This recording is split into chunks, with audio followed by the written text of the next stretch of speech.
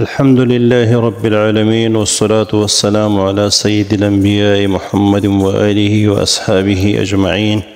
أما بعد، فأعوذ بالله من الشيطان الرجيم. بسم الله الرحمن الرحيم. عن ابن عباس رضي الله عنه قال قال رسول الله صلى الله عليه وسلم: اغتنم خمسا قبل خمس، شبابك قبل هرمك، وصحتك قبل سقمك، وغناك قبل فقرك، وفراغك قبل شغلك، وحياتك قبل موتك، او كما قال علیہ الصلاۃ والسلام۔ آپ صلی اللہ علیہ وسلم کے ایک خطبے کے حوالے سے عبداللہ بن مسعود رضی اللہ عنہ سے مروی ہے کہ رسول اللہ صلی اللہ علیہ وسلم نے فرمایا: 5 چیزوں سے پہلے 5 چیزوں کو غنیمت سمجھو۔ اپنے جوانی کو اپنے بڑھاپے سے پہلے، اپنی صحت کو اپنی بیماری سے پہلے، اپنی مالداری کو اپنی تنگ دستی سے پہلے، اپنی فراغت کو اپنی مشغولیت سے پہلے، اور اپنی زندگی کو اپنی موت سے پہلے۔ اس حدیث میں نبی مہربان صلی اللہ علیہ وسلم نے فرمایا کہ جوانی میں ہر شخص ہر عبادت کر سکتا ہے، جب بڑھاپا آ جاتا ہے تو اس کی ساری قوتیں سلب ہو جاتی ہیں، اور پھر وہ افسوس کرتا ہے، ارمان کرتا ہے، آرزو کرتا ہے کہ کاش میں پھر جوان ہوتا تو میں وہی کرتا، وہ کرتا، یہ کرتا، وہ کرتا۔ اس لیے اس سے پہلے کہ تمہیں بڑھاپا آ لے، اس سے پہلے اپنی جوانی کو غنیمت شمار کر لو، اور اس میں اچھی طرح عبادات کر لو، اللہ کو راضی کرنے کی کوشش کرو، اللہ کو راضی کرو۔ اسی طرح بیماری سے پہلے صحت کو غنیمت سمجھو، کیونکہ جب انسان صحت مند ہوتا ہے وہ سب کچھ کر سکتا ہے، لیکن جب وہ بیمار ہو جاتا ہے وہ کچھ کرنے کے قابل نہیں رہتا۔ اس لیے آپ صلی اللہ علیہ وسلم نے فرمایا کہ صحت کو بیماری سے پہلے غنیمت سمجھو۔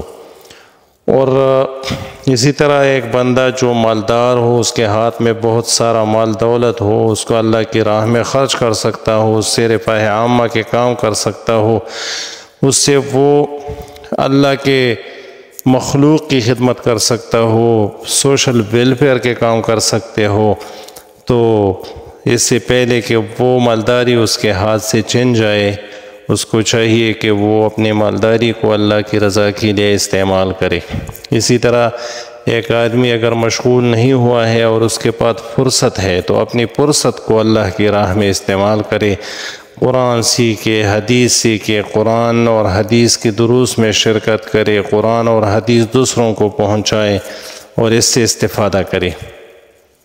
اور موت سے پہلے اپنی زندگی کو غنیمت سمجھو، کیونکہ جب موت آ جاتی ہے تو پھر انسان بے بس ہو جاتا ہے۔ موت کے بعد جب اللہ کا سامنا کرنا پڑتا ہے، انسان کو اللہ کا سامنا کرنا ہوتا ہے، تو پھر افسوس کرے گا اور کہے گا یا لیتنی یا لیتنی، افسوس افسوس۔ لیکن افسوس سے پھر کام نہیں چلے گا۔ جس طرح جوانی میں انسان سب کچھ کر سکتا ہے، شاعر نے کہا ہے کہ در جوانی توبہ کردن شیوہ پیغمبری است، وقت پیری گرگ ظالم میں شود پرہیزگار۔ جوانی میں توبہ کرنا اصل کام ہے۔ جب جوانی گزر جاتی ہے، بڑھاپا آ جاتا ہے، تو بڑھاپے میں تو خونخوار شیر بھی بزرگ بن جاتا ہے، کیونکہ پھر وہ 2 آنکھوں کے بجائے 4 آنکھوں سے چلتا ہے، 2 ٹانگوں کے بجائے 3 ٹانگوں سے چلتا ہے، اس کو سہارے کی ضرورت ہوتی ہے، وہ کوئی ایسا کام نہیں کر سکتا جو وہ جوانی میں کر سکتا تھا۔ اور یقین جانیے یہ ساری چیزیں اگر انسان اللہ کی رضا کے لیے کر لے تو یہ جنتی ہوگا، اور اللہ کی رضا چونکہ ہمارا مقصود ہے جنت جانا اور جہنم سے نجات پانا، یہ ہمارا مقصود ہے۔ فمن زحزح عن النار وادخل الجنت فقد فاز۔ جس نے جہنم سے نجات پائی اور جو جنت چلا گیا، جو جنت داخل کر دیا گیا، تو وہ کامیاب ہوا۔ تو ہماری حقیقی کامیابی اللہ کی رضا ہے، اور اللہ کی رضا کے حصول کے بعد جنت کا حصول اور جہنم سے بچنا، یہ ہماری منزل ہے۔ اسی منزل کے حصول کے لیے ان 5 چیزوں پہ ہر وقت غور کرنی چاہیے۔ اللہ تعالیٰ مجھے اور آپ سب کو عمل کرنے کی توفیق عطا فرمائے۔ وما علینا الا البلاغ۔